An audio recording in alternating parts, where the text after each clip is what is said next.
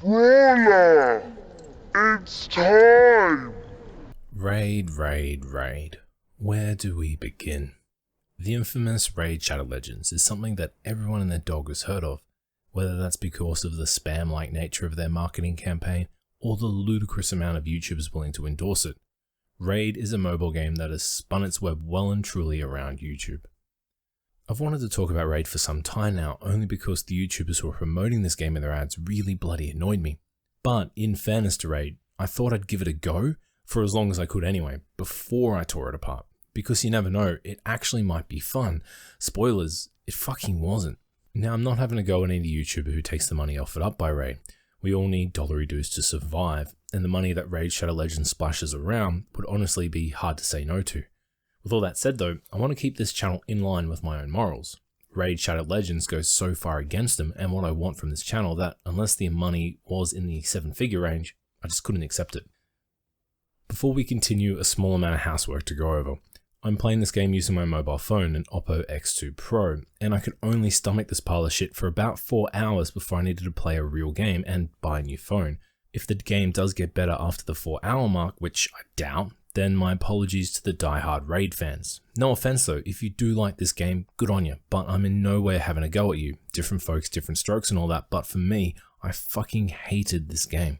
Raid Shadow Legends is developed by Plarium Games and published by Plarium Global Limited, an Israeli game studio that specializes in mobile games, after having cut their teeth on Facebook titles, and that right there is enough to know exactly where this video is going. Now, Raid classifies itself as a role-playing game. In fact, they title themselves as an immersive role-playing game. And oh yeah, it's also a gacha game. I'm going to circle back on this in a little bit because I find its classification as an RPG to just be flat out wrong. As for the gacha description, that's an entire video that I want to work on in the future because the difference between video game loot boxes and video game gacha is just incredibly vague. Anyway, let's load up the game, and straight off the bat, I'm disappointed. The graphics, which were praised by many games journalists at launch, are frankly bland and uninteresting. Indie studios with far less money behind them can make considerably more beautiful games than this. I think back on Infinity Blade, a mobile game that came out nearly 15 years ago, whose graphics are on par with non-mobile games, and here we have Raid.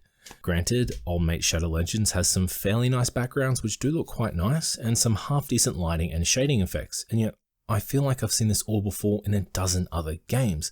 There's nothing new here. And then there's these character models which are just average. By the way, this game has made its parent company 124 million AUD post-tax during the last financial year.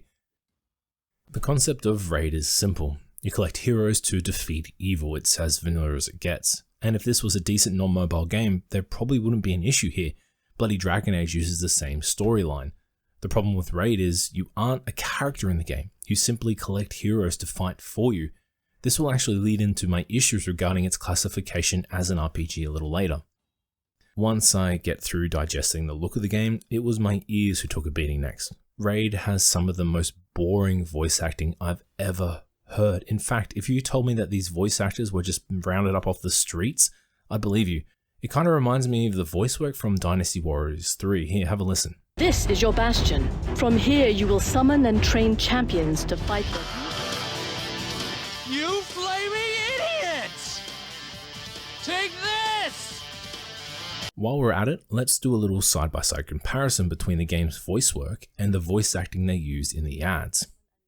You've summoned an attack-type champion with great attack and support skills. Let's head to the campaign map and prepare. Look, we kill the ice golem, then we stop for snacks. Fine, I'll go change. Always on my day. It's just a tiny difference, right? Just imagine if the same amount of effort that's lavished into these ads was put into the game. What a shame.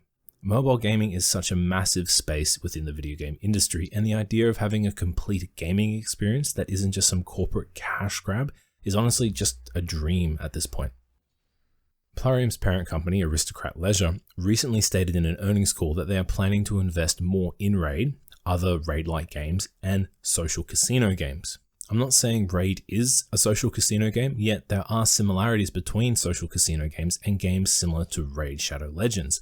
Both games rely less on graphics and gameplay, You don't even need the best voice actors, you just need an addictive game system and gameplay mechanics to keep players wanting that next little hit of dopamine. Right now, so we're in the hub world and we're immediately hit by all the prompts to spend our hard-earned money.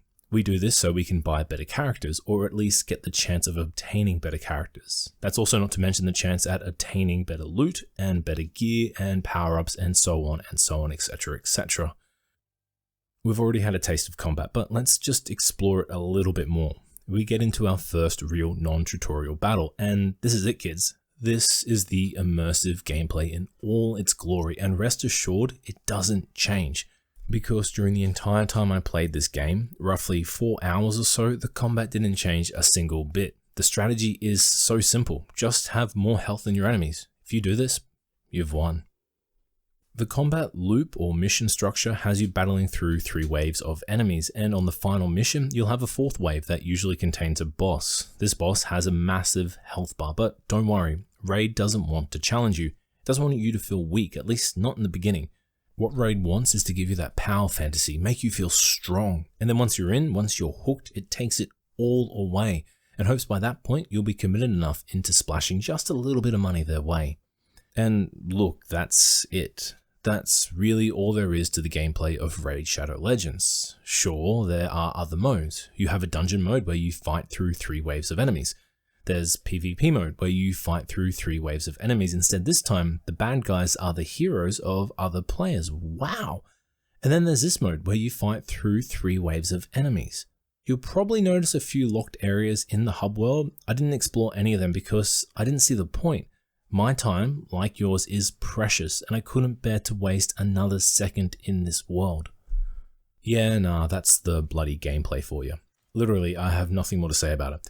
The combat involves using 3 flavors of techniques. Some are on a cooldown, others are just free. You can upgrade your gear, but gear doesn't change how your heroes look or how they play. It's incredibly shallow. Raid, shallow legends. So, let's look at the other areas of the hub world I did unlock. Here, dead center in the screen is where we can summon our heroes. If you don't have any more crystals or gems or whatever they're called, honestly, I don't care. But if you don't, as you can see, you can always purchase more. Naturally, they come in a variety of flavors, so you can buy better and stronger characters, or at least have the chance to obtain them. Now, right here we have the Tavern. This is where you go to level up your characters. You can either do that by sacrificing weaker heroes, or by getting your characters pissed off their tits.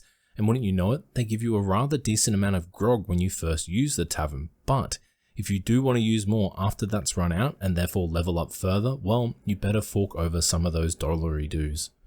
Before I do get into the microtransactions, and really, micro isn't the right word at all, macrotransaction is a better choice of words, I want to finally talk about the classification of Raid as an RPG, and what is an RPG, at least in the briefest of manners. What's the first game that comes to mind when you hear RPG?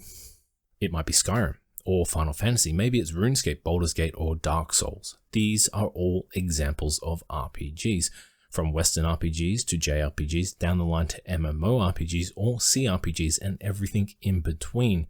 There are many characteristics that tie all of them together. Let's go over a few examples. One of these is the combat system. In an RPG, the combat loop usually relies more heavily on tactics rather than testing the player's physical skill. RPGs also attempt to offer a more complex story with options for the player to influence the outcome. RPGs allow the player to customize their character from gear to appearance.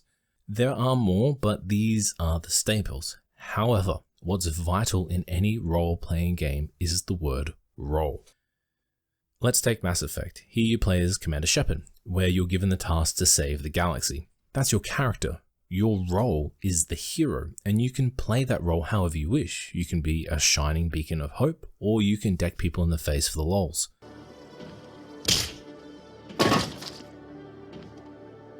You son of a bitch! Either way, the role doesn't change. You can make choices in that role, but you are still out to save everyone from impending doom. You can't change that. Fable, another Western RPG, has you playing as a nobody, and through your journey you can perform actions to save the world or condemn it. That's up to you. Your role is the hero, or your role is the villain. Either way, you can make choices to influence the outcome based on your own preferred playstyle. You play the role of the bad guy or the good guy. It's your decision. Have fun. Now, let's have a gander at Raid. In Raid, what is your role? Well, your aim is to collect more powerful heroes to defeat more challenging opponents. So in a way, it's like Pokemon, which actually is an RPG. But in Pokemon, you play as a trainer who you can personalize and name, a trainer with the role of taming legendary Pokemon and to stop the Team Rocket or Team whoever. And yet, in Raid, your role is to collect. You're a hoarder. Regardless, all RPGs allow the player to project themselves onto an avatar and make decisions that reflect their own morals and ethics through that avatar. In Raid, you're faceless. You have no avatar in which you can reflect your personality. You cannot customize the look of your heroes to suit your playstyle or alignment, and there's no overarching narrative you can influence through dialogue options or character interaction. Raid, in my opinion, is not an RPG, and if I'm getting personal, the term RPG is thrown around with so little regard in the last few years that any game giving the player a choice of weapon or gear is slapped with the title of RPG. See The Division for reference. So the time has come to look at the meat and potatoes of this farce, the cash shop, and this is some of the worst microtransactions I've ever seen. Straight off the bat, the eye is drawn to this abomination, a $160 purchase. Yeah, a $160 purchase. This is fucking madness. For example, you could go onto the PSN store right now, as of the making of this video anyway, and purchase the Tales of Arise base edition with enough change left over to purchase Little Nightmares 2. Or you could purchase Game Pass Ultimate for almost an entire year and play as many RPGs or games as you want, even on your mobile phone. There are also smaller purchases of $75 down to $15, but the fucking pop-ups are the worst. The pop-ups for the shops happen every time you log on or off, or even when you're going back and forth between game modes. You'll receive multiple pop-ups at the time prompting you to check out the amazing deals in the store. You'll miss them if you don't. Buy now, buy now. Oh, and also, Raid has timed presence, which isn't a new thing. Daily login bonuses are common in many games, but Raid has timed bonuses. The longer you play, the more you get, and the more they hope you'll spend a bit of money. I was shocked at this. I've never seen this before in a video game, ever. If you do have a gambling issue or an addictive personality, seeing these ads for an in-game shop on almost every popular free mobile game must be torturous, in particular for those who are trying to better themselves. It makes me feel sick how these companies show so little respect for developers and for players alike. Naturally, there are also multiple currencies just to muddy the water. Gems and silver or whatever, a staple you'll find in almost every freemium game. And that's something that I actually take issue with. A free game with a cash shop with items available to be purchased with real world money, to me, that game is therefore not free. Instead, the game should be valued at its most expensive purchase. Therefore, Raid Shadow Legends and Plarium Games value their product at 160 AUD. Think about that for just a moment. This garbage game believes it's worth $160. Not even brand new first-party Sony titles on the PS5 are as expensive as Raid Shadow Legends. Now, it must be said they don't expect every player to make a purchase, at least a purchase on the $160 scale. However, they are aware of a select few players or whales who will be more than happy to purchase this insane pack, perhaps even multiple times, and they count on it. If you are unaware of what a whale is someone who will spend hundreds, if not thousands upon thousands of dollars on a free or freemium game just to get an edge on other players. Video game companies purposely design games to attract whales in the hope that they'll spend ludicrous amounts of money. Josh Strife Hayes has a fantastic video explaining video game whales and how developers manipulate them and plan game mechanics around their spending habits. I'll link his video below. He does some really amazing content and is probably my favorite YouTuber at the moment. I want to say again that if you are genuinely enjoying Raid, I'm in no way attacking you. I am simply giving my opinion based on my experience and personal taste. And if you are someone who has a good time in Raid, please, I want to know why. Let me know down below. I would really like to know what makes this game fun for you. Anyway, that's a small video on Raid. Thank you very much for watching, everyone. My personal life has been a bit up and down lately, hence the longer time between videos. But Thank fuck, I finally finished a review of Yakuza Like a Dragon, about 3 months in the making at the moment. I'll be playing Tales of Rise very, very soon, so I can't wait for that. And I'll have an impressions and a review going up for that, hopefully within the next week or two. If you liked the video, please consider subscribing. If not, like or comment below. If you didn't like the video, then that's fine. Hit that dislike button just so I know how to tailor content in the future. Cheers everyone, look after yourselves out there, and see you later.